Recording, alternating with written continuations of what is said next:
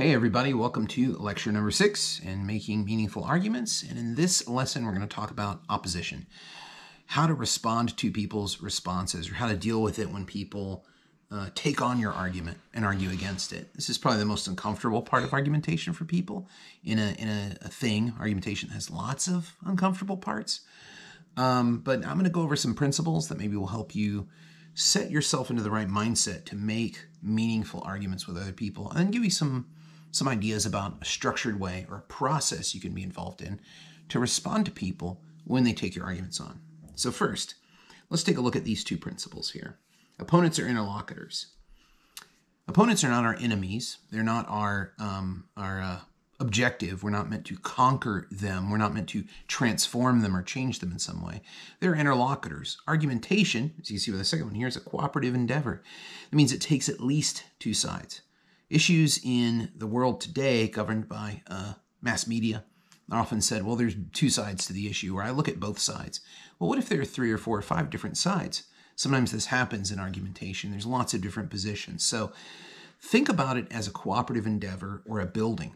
You offer the best position you have, what you believe, what you think is right. They push back on it with things they find unacceptable, unbelievable, or questionable. Then you have the opportunity to respond again. A lot of times when people respond to you, they're not responding with the facts or the truth or how it really is, but they're responding with preferences. Preferences of how they see the world, and more importantly, with what they think the motives of different institutions and people are. More on that in a second. Let's look to this second thing is, what do we do with these principles? Well, when someone is responding to you, you want to listen for areas of inquiry, not vulnerability. Don't look for the weak spots. Don't look about how I can attack them or, oh, I can totally crush them here. This is not meaningful argument. This is called making people very upset with you, which I don't know if that lecture series is available on this platform. Hopefully not. But as a cooperative and communicative endeavor, argumentation needs to be thought of as inquiry. Why do you think that? Why do those things go together? Why is that evidence good? Why would you quote that person? This is the thing that helps them, give them a chance to make their argument more robust. And if they can't do it, you're perfectly right in saying, well, I don't agree. You're wrong. This isn't for me, or whatever the response might be. Secondly, argumentation is not scorched earth warfare. You can defeat the argument and be fine with the person. You can say this argument is insufficient, is bad, is based on bad information, and still end up agreeing at some point with the topic that they're advancing or with the motion that they're advancing. If they're trying to convince you on emotion, they're pushing emotion forward. You could agree with it, but we're looking at the argument as it's being presented, and we're saying there's something wrong with this that I can't agree with it. Or you're presenting an argument, they're saying, oh, there's something wrong with this, and they're pushing back on you. And they're not coming to eliminate or eradicate you. It's about making sure we're not going to accept an argument that is bad in some way or not as good as it could be. So here's a tool for dealing with responding to opponents that was invented by Kenneth Burke, who's a rhetorician who I've talked about before previously in a previous video, called the Pentat. He publishes The Grammar of Motives, one of his books. And he had these 5 terms where he says the combination of these terms help us understand any situation, determine what the motives are in that situation, and then have a corresponding attitude about the people or the institutions or the actors or the situation itself. So this is how people ascribe reality. And that might be kind of a weird thing to think about. In argumentation, we think of advancing an argument of saying, this is reality. And people can say, well, no, because of this missing part or this or this. And they can push back on that. And they can say, well, here's reality as I see it. But the way we talk about it, we don't play an open-faced hand when we're talking about reality. We say, no, this is true. These are the facts. But what Burke noticed is that a lot of times people are talking about their preference, their attitude towards something because they think they know the motives. But motives are ascribed. We'll never really know why we do things. Have you ever had a moment where you did something, you're like, why did I do that? Then you ascribe to yourself what the motives are for your situation. I think it's a very useful thing for argumentation. So let's look at how this would work.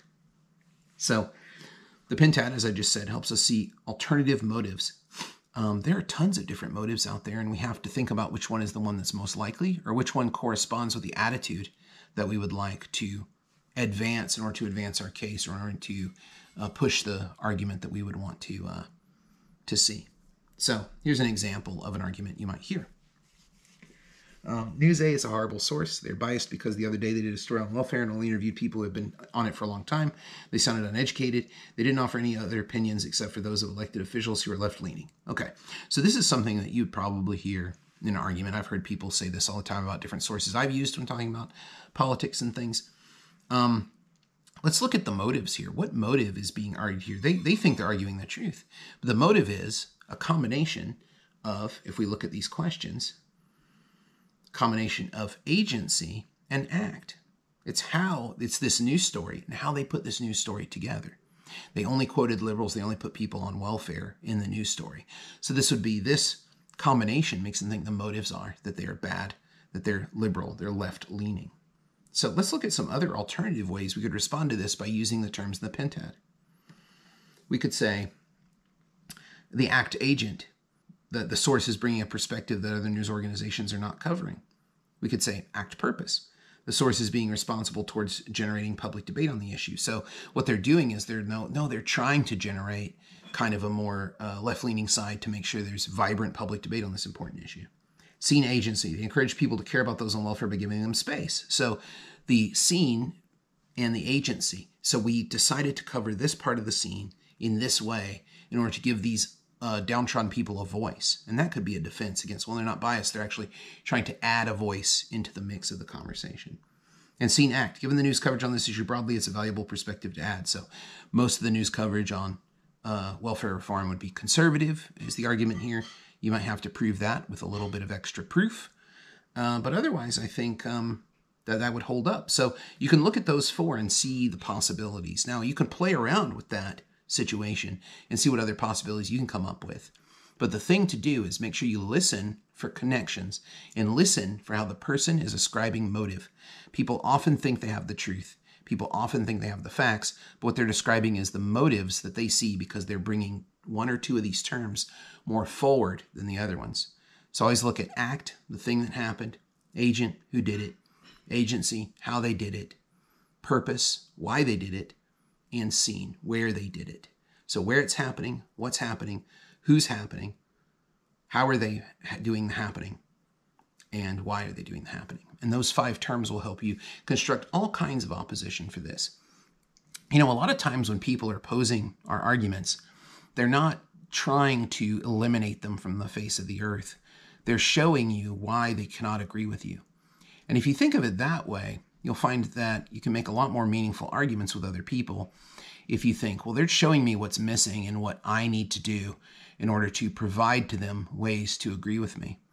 Argumentation is difficult. It requires you to take something you're very personally, passionately, intellectually, maybe even with your heart invested in a deep way, and kind of step back and say, okay, how can I make this work for this person? I'm going to have to change the words around, have to change around the way I talk about it. But using the pentad, I think, will help you provide yourself a process or some tools that will help you figure out how to come up with a lot of different things you could say to show that person maybe your motives are incorrect, but that's a little too harsh for me. I would say, well, are you sure it's that locus of motives? What about all these other reasonable possibilities that could be happening? And then those are investigated, and both of you learn a lot more about the motion and about the take on the motion that you feel is best.